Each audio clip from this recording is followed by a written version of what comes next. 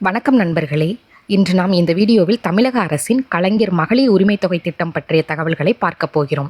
இந்த திட்டம் தமிழக முதல்வர் மு.க.ஸ்டாலின் தலைமையில் சட்டப்பேரவையில் அறிவிக்கப்பட்டு 2023ஆம் ஆண்டு செப்டம்பர் 15ஆம் முதல் நடைமுறைப்படுத்தப்பட்டது.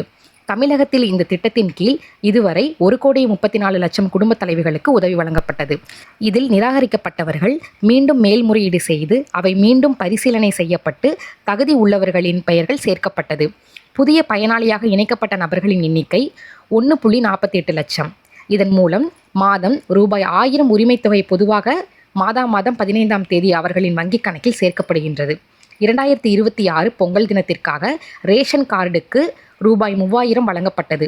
அதைத் தொடர்ந்து மகளிர் உரிமைத் தொகை அதிகரிக்கப்படும் என்ற கருத்துக்கள் போய்கொண்டிருக்கின்றது. வருகின்ற ஏப்ரல் மாதம் நடக்கவிருக்கும் பொதுத் தேர்தலை தொடர்ந்து பெண்களின் வாக்குகளை அள்ளுவதற்காக மகளிர் உரிமைத் தொகை அதிகரிக்கப்படும் என்று கூறப்படுகிறது. தற்போது அதிகாரப்பூர்வமாக மகளிர் உரிமைத் தொகை மாதம் ரூபாய் 1000 இருந்த தொகையை அரசு உயர்த்தியதாக அறிவிப்பில்லை. ஆனால் எதிர்காலத்தில் அதிகரிக்கப்படுமா இல்லையா என்று வரும் காலங்களில் தெரியும். அது மட்டும் இல்லாமல் வருகின்ற பொதுத் தேர்தலுக்காக பணம் உயர்த்தப்படும் என்று கருதப்படுகிறார்கள்.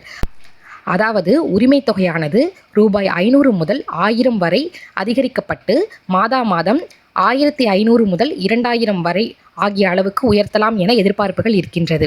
2026 தமிழக சட்டமன்ற தேர்தலை முன்னிட்டு உரிமைத் தொகை பற்றிய அறிவிப்புகள் விரைவில் அறிவிக்கப்படுவார்கள் என்றும் எதிர்பார்க்கப்படுகிறது. தற்போது உரிமைத் தொகை ரூபாய் 1000 மட்டும்தான். அதிகரிக்கப்படும் என்று அதிகாரப்பூர்வ அறிவிப்பு இன்றும் வெளிவரவில்லை. எதிர்கால பட்ஜெட்டில் குறிப்பாக தேர்தல் காலத்தில் அதிகரிப்பு பற்றிய அறிவிப்புகள் வர வாய்ப்பு உள்ளது. மேலும் இவை பற்றிய தகவல்களை தெரிந்து கொள்ள நம்மளோட சேனலை சப்ஸ்கிரைப் பண்ணி வச்சுக்கோங்க. கூடவே பக்கத்தில் இருக்க பெல் ஐக்கானையும் கிளிக் பண்ணி வச்சுக்கோங்க.